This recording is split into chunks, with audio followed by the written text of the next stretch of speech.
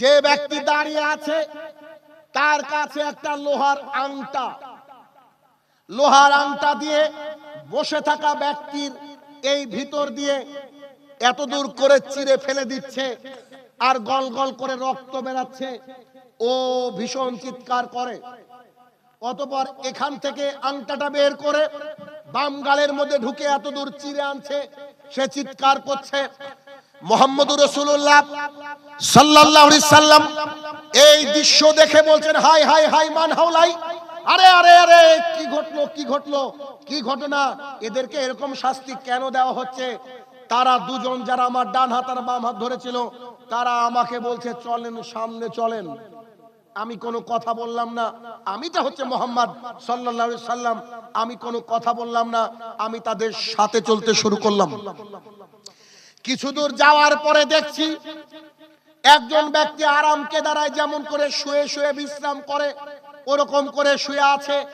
পাশে একজন ব্যক্তি অনেক বড় পাথর নিয়ে দাঁড়িয়ে আছে। পাথর দিয়ে তার বসে থাকা ব্যক্তির মাথায় মারছে। একেবারে মাথাটা ছিন্ন ভিন্ন হয়ে পাথরটা নিচে চলে যাচ্ছে। আবার পাথরটাকে নিয়ে এসে দেখছে মাথা রেডি, আবার মারছে। মুহাম্মদুর রাসূলুল্লাহ সাল্লাল্লাহু আলাইহি সাল্লাম বলছে, হাই হাই আফসোস, আরে কি এমন অপরাধ করেছে তোমরা আমাকে বলো, কি ঘটনা বলো। তখন তারা দুজন আমাকে বলল চলেন সামনে। আমি কিছু বললাম না। আমি তাদের কথা মতো তাদের সাথে চলতে শুরু করলাম।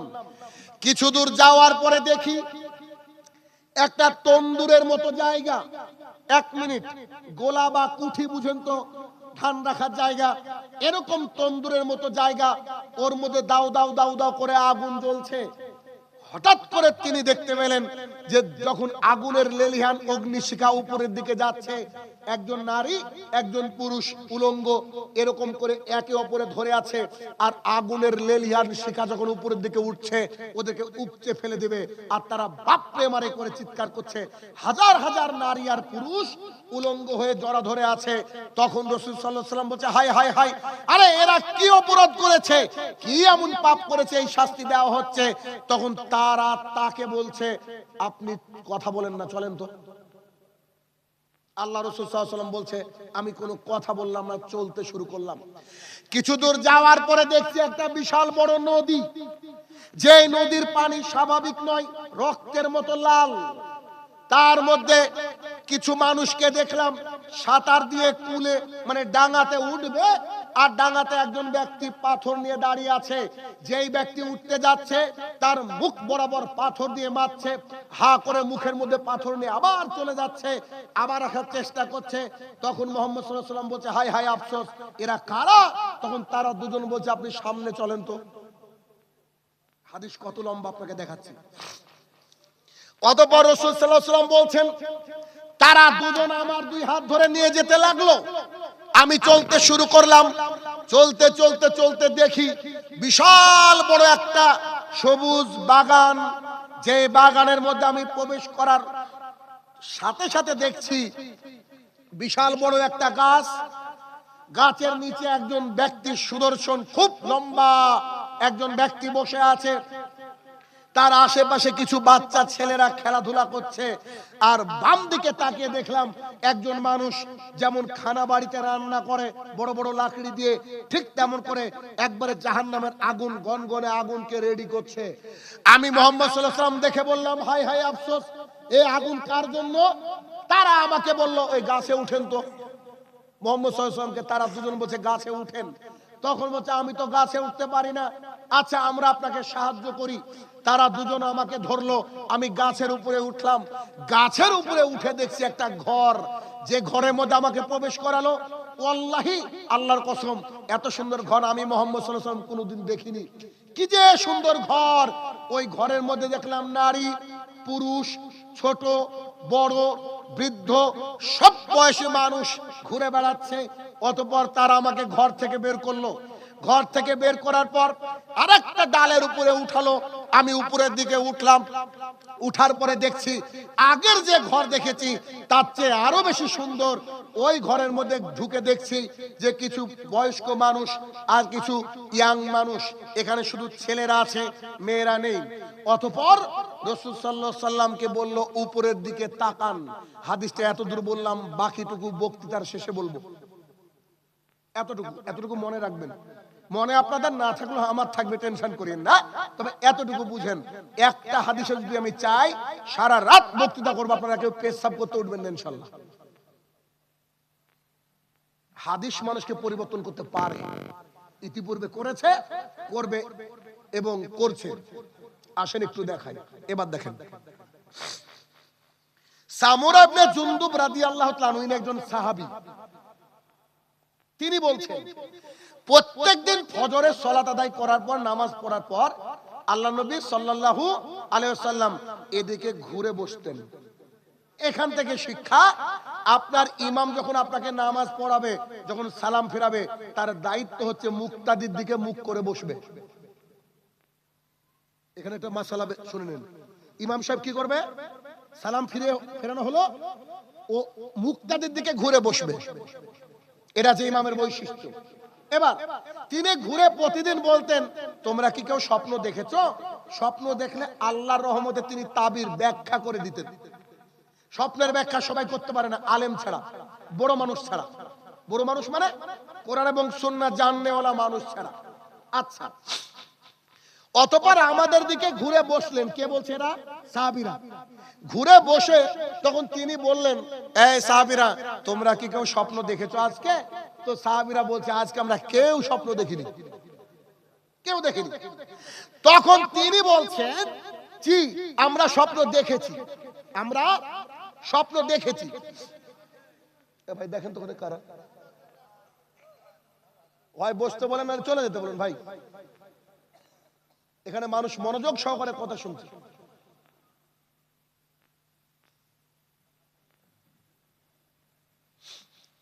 দেখেন তো রাসূল সাল্লাল্লাহু আলাইহি সাল্লাম তাদেরকে জিজ্ঞাসা করায়, তারা কি বলল? আজকে আমরা স্বপ্ন দেখিনি। তখন তিনি নিজে বলছেন, আজকে আমি স্বপ্ন দেখেছি। বলেন তো, মাঝে একটা কথা বলেছিলাম, আল্লাহ রাসূল সাল্লাল্লাহু আলাইহি সাল্লামের স্বপ্ন মানে কি? ওহী। গুড, মাশাআল্লাহ, শিখলেন। আচ্ছা, এবার তিনি বলছেন, দুজন ব্যক্তি আমার কাছে আসলো, একজন আমার ডান হাত ধরলো, একজন আমার বাম হাত ধরলো, দিয়ে আমাকে একটা পবিত্র ভূমির দিকে নিয়ে যাচ্ছিল। পবিত্র ভূমি ব্যাখ্যাকারকরা বলছে শাম অথবা সিরিয়া হবে। যে এলাকা নিয়ে ঝামেলা দেখেন না, শাম অথবা সিরিয়ার দিকে হবে।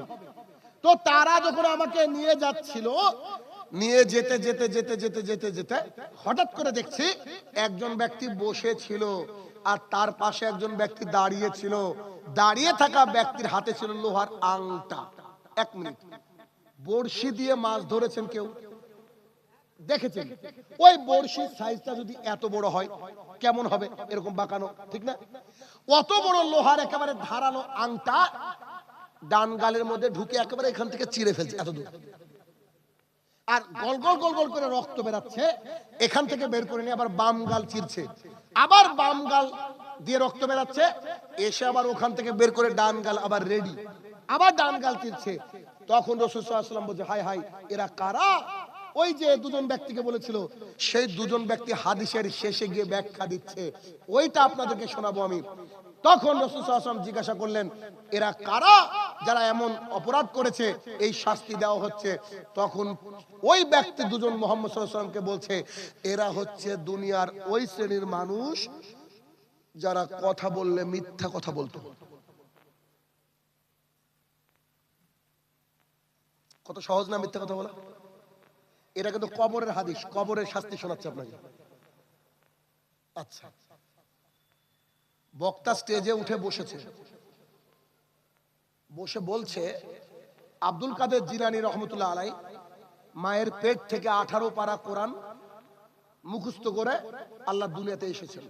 বলেন তো, মুহাম্মদ সাল্লাল্লাহু আলাইহি ওয়াসাল্লাম বড় নাকি আব্দুল কাদের জিলানী রহমতুল্লাহ আলাই বড়? এই যে তুলনা করলাম, এই তুলনার জন্য তো আমাকে নিজেকে বিয়াদব মনে হচ্ছে। তুলনা জায়েজ কি? জায়েজ না, তাও শোনালাম। তো মুহাম্মদ সাল্লাল্লাহু আলাইহি ওয়াসাল্লামকে আল্লাহ তাআলা এক এক এক এক করে আয়াত নাজিল করে শেখাচ্ছেন, আর আব্দুল কাদের জিলানী রহমতুল্লাহকে একবারে 18 পারা। যখন কেউ লিখেছে তো গাঁজা খাওয়ার সময় গাঁজার এক্সপায়ারি ডেট হয়ে গেছিল। বক্তা বলে কি বলে না? প্রতিদিন সকালবেলায় এক বুড়ি মোহাম্মদ সাল্লাল্লাহু আলাইহি ওয়াসাল্লামের রাস্তায় কাটা দিত। আরে ছোটবেলায় শুনেছি আর কেঁদেছি, পরে শুনছি হাদিস মেড ইন চায়না। বুঝেননি বোধহয়? মিথ্যা কথা বলে কি বলে না বক্তারা? আমাদের মতন লোকরা বলে কি বলে না?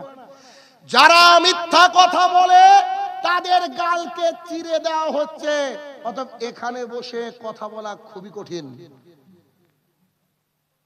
আজকে এক শ্রেণীর আলেম ওলামার কারণে সমাজে এত বিভ্রান্তি। নিজে পড়বে না, ওর মন গড়া ফতোয়া একটা দিয়ে দিল, মন গড়া ফতোয়া দিয়ে দিল, সমাজের চাপের উপরে ফতোয়া দেয়, আছে না নাই?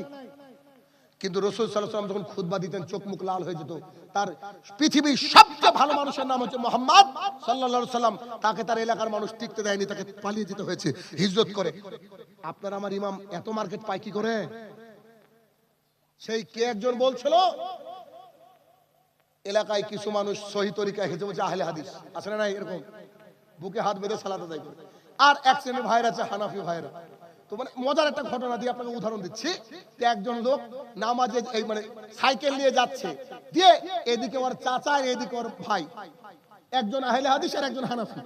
তো ওইখানে দেয় দাঁড়া, চাচা দাঁড় করেছে, কোথায় যাচ্ছিস? বাজারে। শোন, নামাজের সময় তুই হাত কোথায় বাঁধিস? মানে ও আহলে হাদিস, বুঝতে পেরেছেন? ভালো করে বুঝেন, নামাজের সময় হাত কোথায় বাঁধিস? তখন বলছে যদি বলি যে আমি বুকে, তখন তো ভাই আমাকে সাইজ করবে। কি করে? তো কিছু কথা বলেনি। তার ভাই বলছে তুই নামাজের সময় হাত কোথায় বাঁধিস? বলছে যদি বলি যে নাভির নিচে, তো এই চাচা তো রাগ করে। তো কি করা যায়? তখন তাড়াতাড়ি উত্তর দিবি, তারপরে যাবি তুই কোন দলের? যে আল্লাহর কসম করে বলছে আমি নামাজই পড়ি না। বাঁচতে তো হবে ওকে, আল্লাহর কসম করে বলছে আমি নামাজই পড়ি না। হাত তো বাঁধা দূরের কথা। তো এই হচ্ছে আমাদের সমাজ, যে সমাজে হক কথা বলা মানুষের এতই অভাব, যার ফলে সমাজটা বিভ্রান্তির বেড়া জালে একদম বন্দি আবদ্ধ হয়ে আছে। পড়েই না মানুষ। আপনাকে পড়তে হবে রীতিমতো, কারণ হাজার হাজার সাহাবী থেকে বর্ণিত হাদিস রয়েছে, সেগুলোকে যাচাই বাছাই করে জাতির সামনে আপনি পেশ করেন, তবে হবে। আদারওয়াইজ ভাগ্যে খারাপ আছে। আসেন দেখি তো রাসূল সাল্লাল্লাহু আলাইহি ওয়াসাল্লাম বললেন, প্রথম ব্যক্তিকে যিনি দেখলেন, যিনি কথা বললে গীবত করেন, মিথ্যা কথা বলেন এবং তার কথাটা দুনিয়া ভর ছড়িয়ে পড়ে, এই হচ্ছে সেই ব্যক্তি যার গালটাকে চিরে দেওয়া হচ্ছে। এই জন্য উকবা ইবনে আমির রাদিয়াল্লাহু তাআলা আনহু বলেন, হে আল্লাহর রাসূল সাল্লাল্লাহু আলাইহি সাল্লাম, আপনি আমাকে বাঁচার রাস্তা বলেন তো। উকবা ইবনে আমির একজন সাহাবী, তিনি আল্লাহ রাসূল সাল্লাল্লাহু আলাইহি সাল্লামের কাছে গিয়ে বলছেন, আল্লাহ রাসূল সাল্লাল্লাহু আলাইহি সাল্লাম, আপনি আমাকে বাঁচার রাস্তা বলেন। তখন তিনি বললেন, এক, বাড়ির মধ্যে থাকো, বাড়ির থেকে বেরালেই ফিতনা। কেমন? বাজারে যখন আসবেন দেখবেন মেয়েদের উপরে চোখ পড়ে যায়, ফিতনা কি ফিতনা না? পাপ হয়। চায়ের দোকানে বসবেন, গীবত করতে বাধ্য আপনি। চায়ের দোকানে দাঁড়াবেন, চায়ের দোকানে টিভি চলে।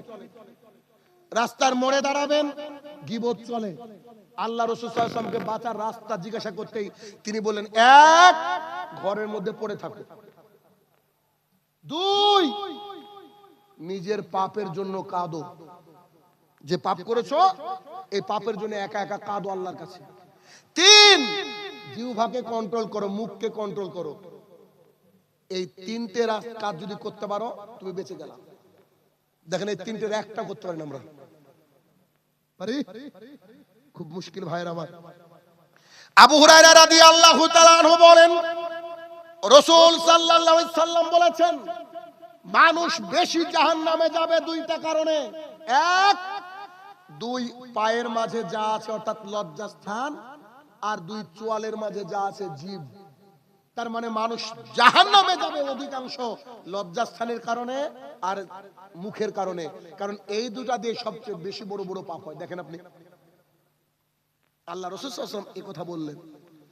অতএব কথা বলতে গেলে যাচাই বাছাই করে করেন এবং সুন্নাহ মোতাবেক কথা বলতে হবে।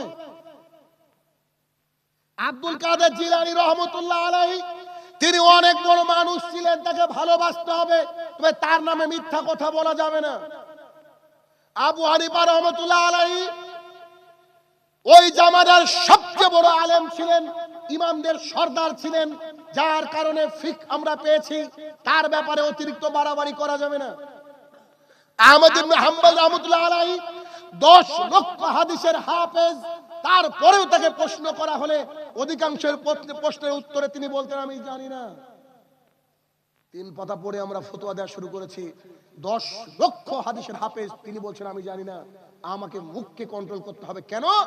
রাসূল সাল্লাল্লাহু আলাইহি ওয়াসাল্লাম বলছে আমি এক ব্যক্তিকে দেখলাম যার গালটাকে চিরে দেওয়া হচ্ছে। কেন? শুধুমাত্র মিথ্যা কথা বলার কারণে। আমার বাপ মারা গিয়েছে মদ খেয়ে, আমি বাড়িতে মিলাদ দিয়ে বাপকে বলে জান্নাতে পাঠাচ্ছি। আশ্চর্য কথা গো, আছে না নাই? আমার বাবা যদি মদ খেয়ে মারা যায়, আমার বাবা যদি জেনা করে মারা যায়, আমার বাবা যদি হারাম খেয়ে মারা যায়, আল্লাহ দেখবে ও জান্নাত নাকি জাহান্নামে যাবে। হুজুর ভাড়া করে এনে আমি আমার বাপকে কি জান্নাতে নিয়ে যেতে পারবো? যদি পারতাম তো পৃথিবীর বড় লোকদের জন্যই তো জান্নাত হয়ে যেত। বুঝেননি? যার যত বেশি টাকা তার তত বেশি জান্নাত। অথচ মুহাম্মদ সাল্লাল্লাহু আলাইহি ওয়াসাল্লাম বলছে বড় লোকদের চেয়ে গরিবরা 500 বছর আগে জান্নাতে যাবে। ওদের তো মিলাদ করার ক্ষমতাও নাই। বুঝতে পারেননি কথা? কি বুঝতে পারছেন আমার? ভালো করে বুঝেন। তাহলে রাসূল সাল্লাল্লাহু আলাইহি ওয়াসাল্লাম কি বলছেন? যে কথা বলতে গেলে কি করতে হবে? কোরআন এবং সুন্নাহ মোতাবেক বলতে হবে, নইলে চুপ থাকতে হবে। বিখ্যাত একটা হাদিস, রাসূল সাল্লাল্লাহু আলাইহি ওয়াসাল্লাম বলছেন ফালিয়াকুল খায়র আও লিয়াসমুত, if you want to say something say good thing, otherwise just keep your mouth shut. যদি কিছু বলতে হয় তো ভালো বলো, নইলে চুপ থাকো। চুপ থাকাটা ইবাদত। পড়াশোনা করে এসে বলতে হবে। পশ্চিমবঙ্গের 90% আলেমকে যদি আপনি এই স্টেজের উপরে তুলে আনেন, ওকে একটা টপিক দিয়ে দেন, ওকে বলেন আজকে আপনি 1.5 ঘন্টা আলোচনা করবেন, টপিক হচ্ছে জাহান্নাম, টপিক হচ্ছে জান্নাত, টপিক হচ্ছে নামাজ, টপিক হচ্ছে শিরক, টপিক হচ্ছে বিদআত। ও 10 মিনিট থেকে 15 মিনিট আলোচনা করবে, তারপর নেমে চলে যাবে। ওর ভিতরে কিছু নাই। বুঝতে পারেননি বোধহয় আমার কথা? তারপর তো চা খাবে, দরুদ তো আছেই, মাঝে মাঝে ওখানে 2-5 মিনিট 10 মিনিট যাবে, টাইম কাটা দেখেছি। কথা বুঝছেন আমার? যদি বুঝেন তো উপকার হবে। আসেন দেখি। তাহলে প্রথম ব্যক্তিকে দেখা হলো কি, তার গালকে চিরে দেওয়া হচ্ছে। তার অপরাধ কি ছিল বলেন তো? সে মিথ্যা কথা বলতো, গীবত করতো। খবরদার, আজকের পর থেকে কোনো চায়ের দোকানে কোনোদিন বসবেন না। চায়ের দোকানের নাম রেখেছে আমি মিনি সংসদ ভবন, এখানে সব পণ্ডিতরা থাকে।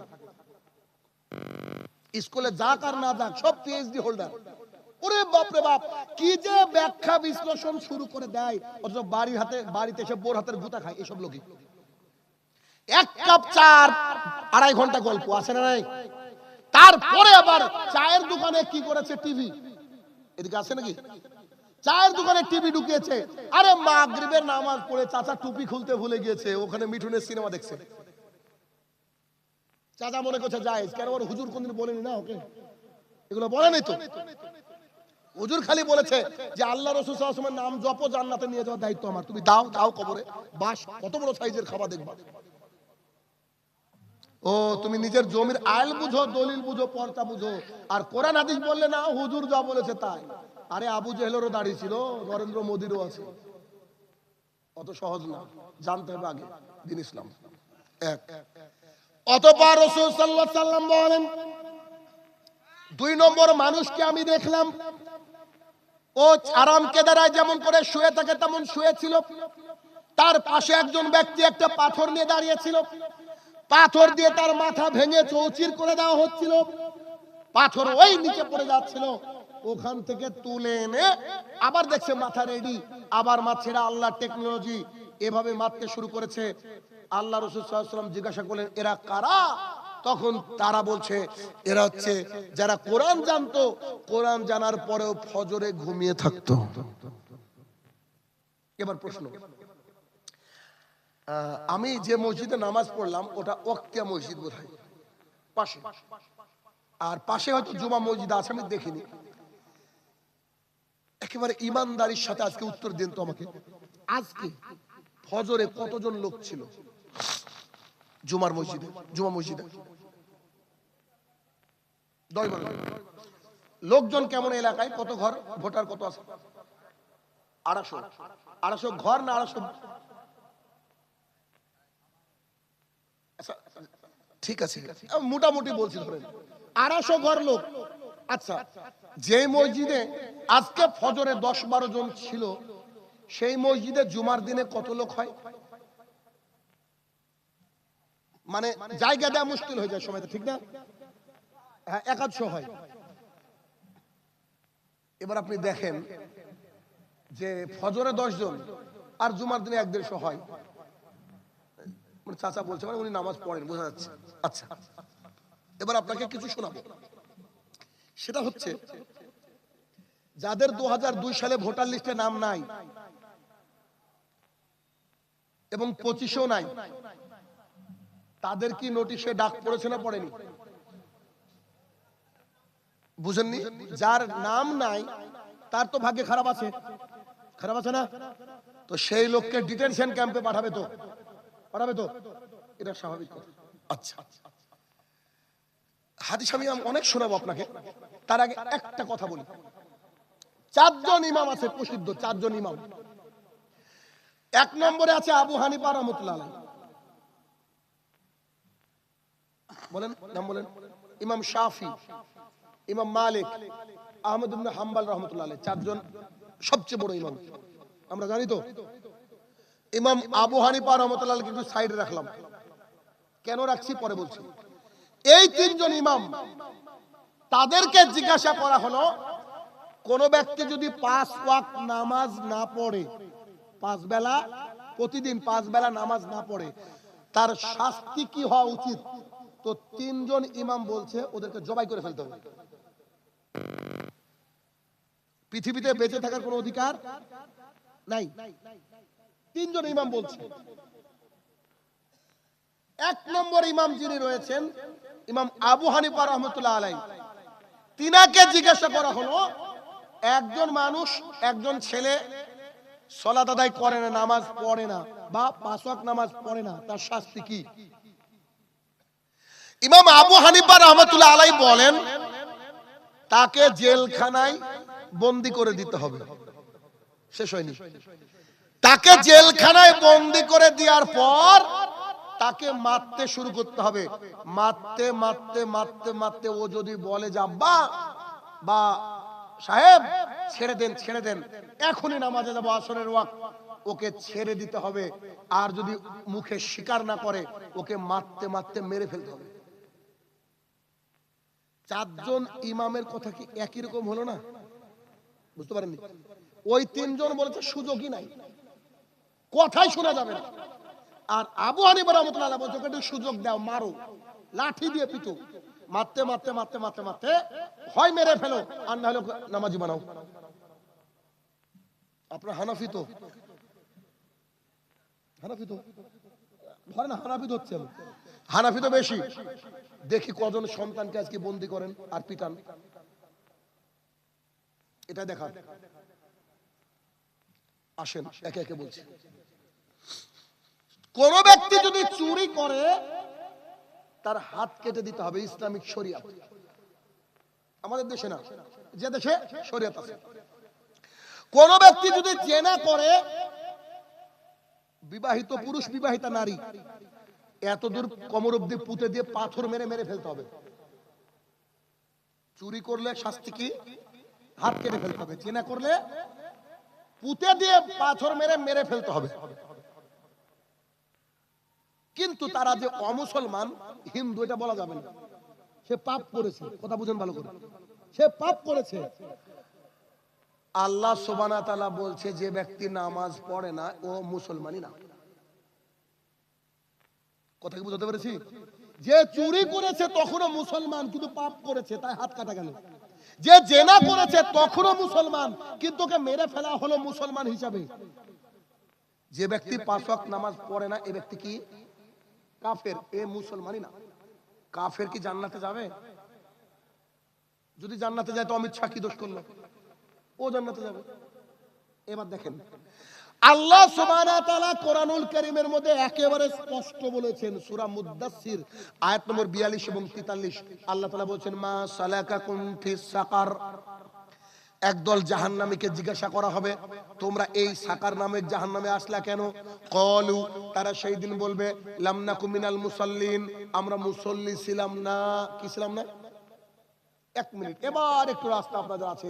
ইমাম সাহেব বলেছে কিছু করেন আর না করেন, জুমা তো ধরেন, ওর বাপের সম্পদ জান্নাত। হ্যাঁ, ওর বাপের সম্পদ, ও বলেছে জুমা ধরেন মানে। একজন মুসলমান সাবালক হওয়ার পরের দিন থেকে কিয়ামত পর্যন্ত আল্লাহ যদি হায়াত দেয়, ওকে কিয়ামত পর্যন্ত নামাজ পড়তে হবে। যে দাঁড়িয়ে নামাজ পড়তে হবে, যদি ক্ষমতা না থাকে শুয়ে পড়তে হবে, ক্ষমতা না থাকলে ইশারায় পড়তে হবে, যুদ্ধের ময়দানে থাকলে নামাজ পড়তে হবে, পানি দিয়ে ওযু করে নামাজ পড়তে হয়, পানি নাই মাটি দিয়ে তায়াম্মুম করে নামাজ পড়তে হবে, মাটিও নাই প্যান্টে পেশাব পায়খানা করে ফেলেছেন, খালি ওই অবস্থায় নামাজ পড়তে হবে, নামাজের কোনো মাপ নাই, নামাজের কোনো মাপ নেই। আল্লাহ সুবহানাহু ওয়া তাআলা সরাসরি বাক্য বললেন যে যারা মুসল্লি নয়, যারা মুসল্লি নয় তাদের জন্য জাহান্নাম, কোনো প্রশ্নই নাই। এখন আপনার প্রশ্ন, আচ্ছা কয় ওয়াক্ত সালাত আদায় করলে মুসল্লি হয়, এটা আমার প্রশ্ন। তো এই প্রশ্নের উত্তর আমি দিব আপনাকে। উত্তর কি দেখেন, এক মিনিট দেখি, আপনারা তো বুদ্ধিমান মানুষ। আমার হাতে একটা মোবাইল, তাই না? এটা মোবাইল, তো এই মোবাইলটা বেশি দাম না, মাত্র 20,000 টাকা দাম। কত? 20। একটা ডিসপ্লে আছে, ক্যামেরা আছে, ব্যাটারি আছে, চার্জ দেওয়ার জায়গা আছে, সিম ঢুকানোর জায়গা আছে। দাম কত? 20। শিওর? হ্যাঁ হ্যাঁ, আমার কথা বিশ্বাস করে বলেন 20 কি? ইমানদারিতার সাথে এবার উত্তর দিবেন আমাকে। মোবাইলটা সব আছে, এই ফুটোটা নাই, কত টাকা দিয়ে নেবেন? ওই বয়স্ক দাড়িওয়ালা মানুষ বলছে যে নিবে না, মানে উনিও বুঝে গেছেন এই ফুটো নাই মানে ওর দাম নাই। আর কেন? কারণ চার্জ একদিন না একদিন ফুরাবেই, একদিন দুদিন তিন দিন শেষ, আর চার্জ দেওয়ার জায়গা নাই, মানে কোনো পয়সা মূল্য নাই। এত মোবাইলে সবই থাকলো, শুধু একটা ফুটো নাই, তাই 20,000 টাকা দামের মোবাইল আপনার কাছে 0 পয়সা, ঠিক না? আল্লাহ তাআলা কয় ওয়াক্ত সালাতকে ফরজ করেছেন? তো যদি ইচ্ছা করে শুধুমাত্র জুমার দিনে নামাজ পড়েন, বাকিগুলো না পড়েন, তাহলে কি মুসলমান হবেন নাকি? মোবাইলের যখন দাম শেষ, আপনারও দাম নাই।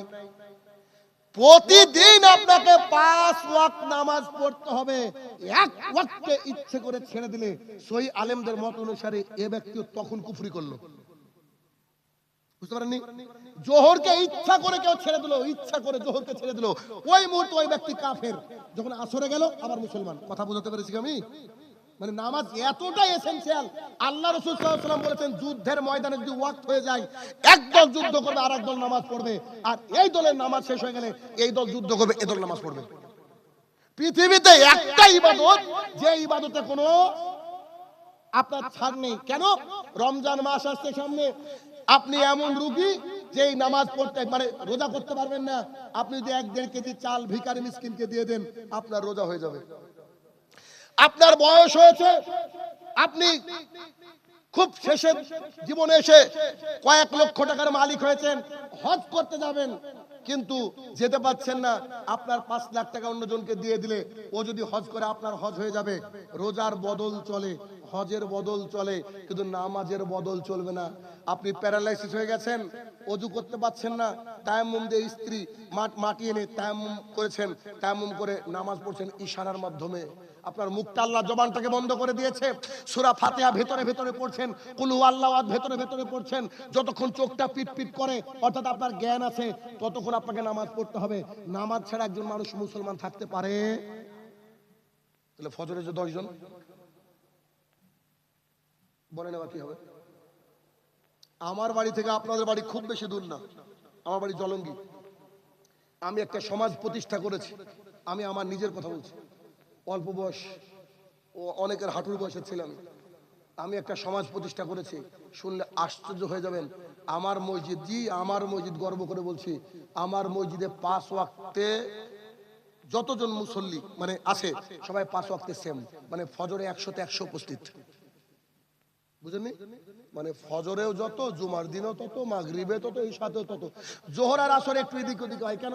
গ্রাম বাংলার মানুষ মাঠে ঘাটেও মাঠে পড়ে, ভাবিয়েন না যে পড়ে না, মাঠে পড়ে। কেন? আমি বলে দিয়েছি খুতবায় উঠে, আমার মসজিদে কোনো মুসল্লি যদি 5 ওয়াক্ত সালাত আদায় না করে, ওর বেটা বেটি যদি বিয়ে লাগে আমি বিয়ে পড়াবো না। দুই, যদি কোনো ব্যক্তি মারা যায় ওকে কুকুর শিয়ালের মতো পুঁতে রাখবো, ওর জানাজা করাবো না। বাপের বেটা ইমাম যদি এই কথা বলতে পারে, সমাজ পরিবর্তন হবে। আপনি চলেন আজকে গিয়ে আমার বাড়িতে ঘুমিয়ে দেখবেন ফজরে ও নামাজ পড়ে। আমার ছেলের 12 বছর বয়স, 8 বছর থেকে 12 বছর পর্যন্ত আমার ছেলে মসজিদে গিয়ে নামাজ পড়েনি ফজরে, এই দৃশ্য আমার মনে পড়ে না। আমার 12 বছরের ছেলেটাকে ঠক ঠক করে কাঁপিয়ে আমি তুলতে পারি। 8 বছর থেকে 12 বছর পর্যন্ত একদিন মিস নাই ফজরে মসজিদে গিয়ে। বাকি তো বলার প্রয়োজন নেই, নিশ্চয়ই বুঝতে পারছি। আর ফজর মিস না, অন্য কিছু মিস যাবে কি? মিস যাবে না। আপনি কেমন বাবা হলেন, আপনার সন্তান সালাতে দরকার। আরে সন্তান তো করে না, করে বাপও করে না, যে বাপই তো মসজিদে যায়। বুরাইদা রাদিয়াল্লাহু তাআলা আনহু বলেন, বুরাইদা রাদিয়াল্লাহু তাআলা আনহু বলেন, রাসূল সাল্লাল্লাহু আলাইহি সাল্লাম বলেছেন, যে ব্যক্তি রাসূল সাল্লাল্লাহু আলাইহি সাল্লাম বলেছেন, আমাদের মাঝে আর তাদের মাঝে পার্থক্য হচ্ছে সালাত, নামাজ। বুরাইদা রাদিয়াল্লাহু তাআলা আনহু বলেন, রাসূল সাল্লাল্লাহু আলাইহি সাল্লাম বলেছেন, আমাদের আর তাদের মানে কাফেরদের মাঝে পার্থক্য কি? নামাজ। 1 মিনিট, আমি শাহিনুর রহমান, এ হচ্ছে রবিউল আলম, আমি বলছি আজকে ফজরের নামাজ পড়বো না, আমি কাফের হয়ে গেলাম। কথা বুঝতে পারলেন? ও ফজরের নামাজ পড়লো, ও কি মুসলমান। কথা বুঝতে পেরেছেন? কাফের বলতে গেলে আপনার ওই পাড়ার চণ্ডীদাসের ছেলেটা কাফের, আর চণ্ডীদাস কাফের এমনটা নয়। সালাতটা আপনাকে, নামাজটা নির্ধারণ করে দেবে যে কে কাফের আর কে মুসলমান।